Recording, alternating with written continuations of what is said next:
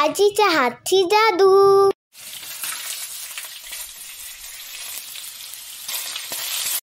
नमस्कार मंडळी, आजीच्या हातची जादूमध्ये तुम्हा सर्वांचे खूप खूप स्वागत आहे। आज आपण करणार आहोत पॅटिसचा आणखीन एक प्रकार। याआधी पण आपण केलेले आहेत, त्यामध्ये आपण सिंधी पॅटिस केलेला आहे, मटार पॅटिस केलेला आहे। जर कोणी पाहिलं नसेल तर त्याची लिंक मी तुम्हाला डिस्क्रिप्शन बॉक्समध्ये देते, नक्की पहा। आणि आज आपण करणार आहोत खास खिमा पॅटिस। तर त्यासाठी लागणारं साहित्य पाहूया।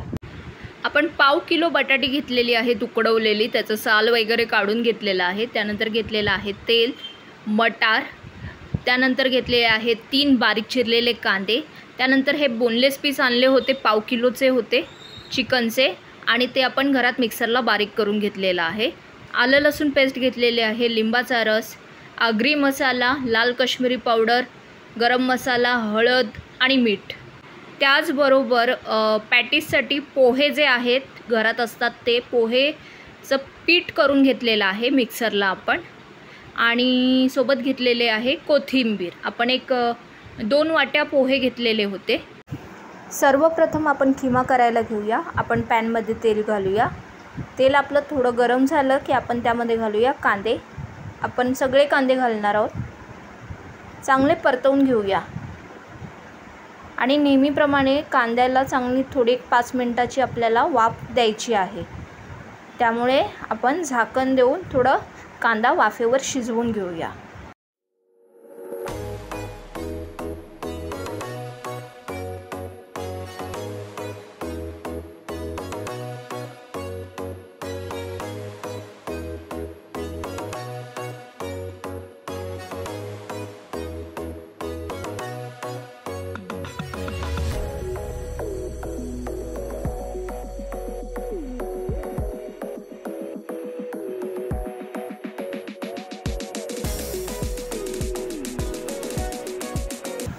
आपण ना आता झाकण काढूया। बघा, चांगलाच वाफाळला आहे कांदा आपला।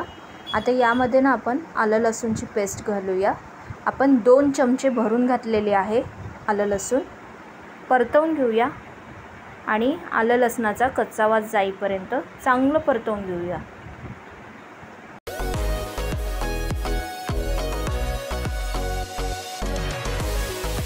आता आपला कांदा बऱ्यापैकी शिजला आहे। आता त्यात मसाले घालूया। सर्वात आधी आपण घातला आहे 2 चमचे आगरी मसाला, 1 चमचा लाल काश्मीरी पावडर, त्यानंतर आपण घातलेला आहे अर्धा चमचा हळद आणि 1 चमचा गरम मसाला।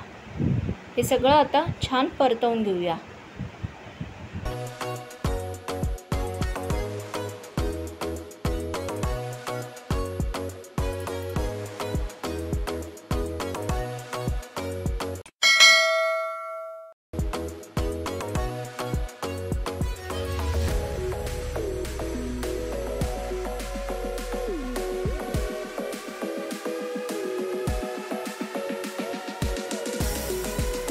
मसाल्यांना चांगलं तेल सुटलं आहे। आता आपण यामध्ये घालूया मटार। मटार ऑप्शनल आहे, नाही घातलेत तरी चालेल।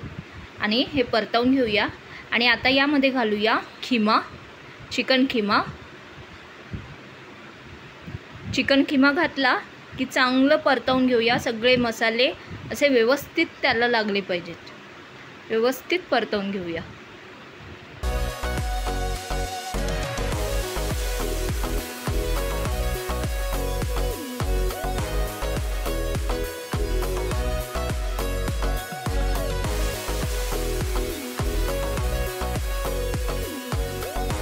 आपल्या खिम्याला कलर अगदी सुरेख आलेला आहे।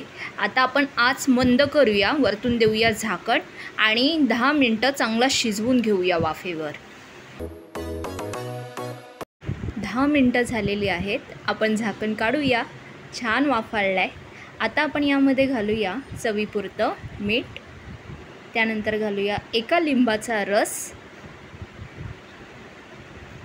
हे सर्व घालून झालं की यामध्ये घालूया भरपूर अशी कोथिंबीर आणि हे छान मिक्स करून घेऊया।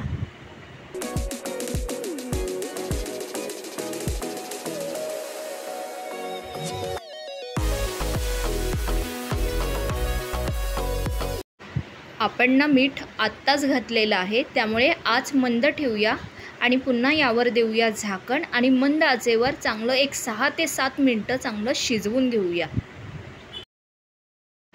एका बाजूला आपला किमा तयार होतच आहे, दुसऱ्या बाजूला आपण काय करूया, ही पाव किलो उकडवलेली बटाटी घेतलेली आहेत, ही आता एक एक करून खिसून घेऊया.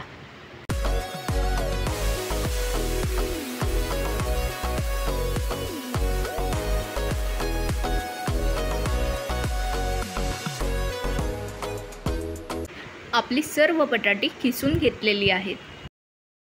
आता या किसलेल्या बटाट्यामध्ये आपण पोह्यांचं पीठ ॲड करूया. आपण 2 वाट्या पोह्यांचं पीठ करून घेतलं होतं, पण आपण 1 वाटीभरच पोह्यांचं पीठ घातलेलं आहे. त्यात घालूया चवीपुरतं मीठ आणि जसं आपण चपातीसाठी कणिक मळतो तसंच कणिक मळायचं आहे. फक्त हे मळताना आपण पाण्याचा वापर करणार नाही आहोत, हे असंच आपण मळून घेणार आहोत आणि व्यवस्थित मळून होतं.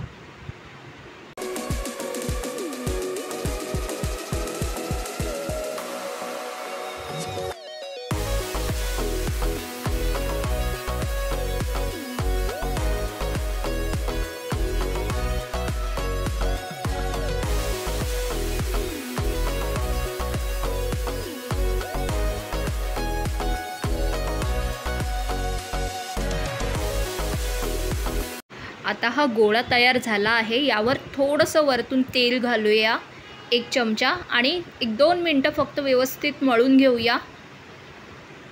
आणि आता हा आपला गोळा तयार झालेला आहे.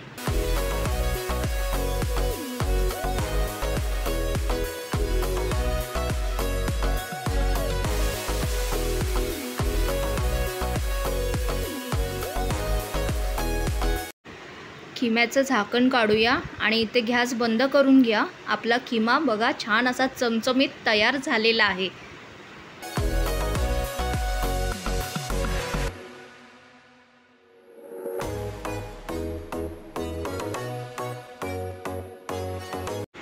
आता आपण पॅटीस करायला घेऊया. आपण एक छोटा गोळा घेऊया,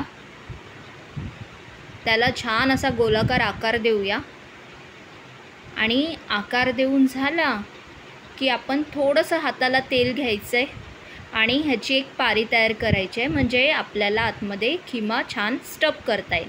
फक्त पारी आपल्याला थोडी जाडसर ठेवायची आहे, पातळ करायची नाही आहे, का जेणेकरून ते नंतर फुटायला नको. आता हे खिमा आपला स्टफ केला की आता आपण हे बंद करून घेऊया, हे लॉक करून घेऊया. व्यवस्थित हाताने गोल गोल फिरवत ते लॉक करून घ्या आणि तुम्ही पाहू शकता आपलं पॅटीस तयार आहे. आता बाकीचे पण आपण करून घेऊया.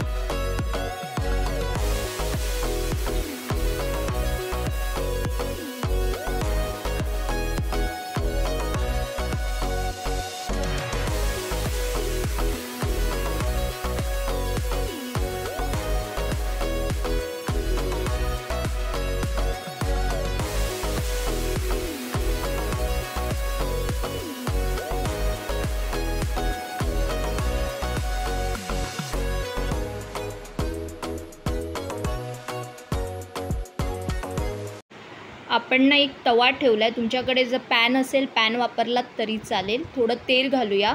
आपण हे शॅलो फ्राय करणार आहोत, डीप फ्राय नाही. तर तेल सगळीकडे पसरवून घेऊया आणि तेल जर आपलं गरम होऊ दे. तेल पण गरम झालेलं आहे. आता जे उरलेलं पोह्यांचं पीठ होतं त्यामध्येच आपण हे घोळवून घेणार आहोत दोन्ही बाजूने आणि तेलात सोडून द्यायचे. असेच एक एक करून सगळे आपण करून घेणार आहोत. दोन्ही बाजूने घोळवायचे आणि तेलात सोडून द्यायचे, म्हणजे ते बाहेरून छान असे क्रिस्पी होतात.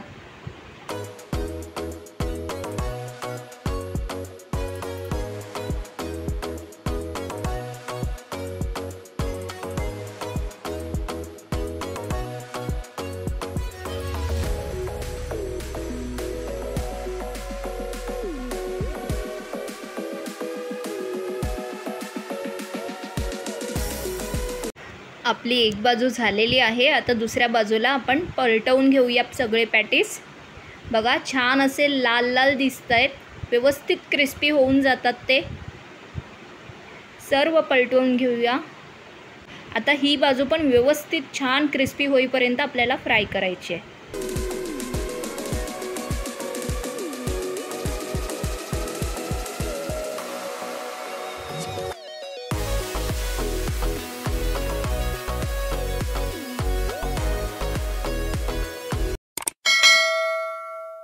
इथे आपले गरमागरम खिमा पॅटीस तयार झालेले आहेत. अगदी यम दिसत आहेत आणि दोन्ही बाजूने छान क्रिस्पी झालेले आहेत. तर नक्की करून बघा, खूप भारी लागतात. नुसते पण तुम्ही खाऊ शकता. आज आपण केलेली खिमा पॅटीसची रेसिपी तुम्हाला कशी वाटली आम्हाला कमेंट बॉक्समध्ये नक्की कळवा. आणि आवडल्यास लाईक शेअर सबस्क्राईब करा. बेल आयकॉनवर क्लिक करायला विसरू नका. आणि आपण पुन्हा भेटूया आणखीन नवनव्या रेसिपी घेऊन आजीच्या हातची जादूमध्ये.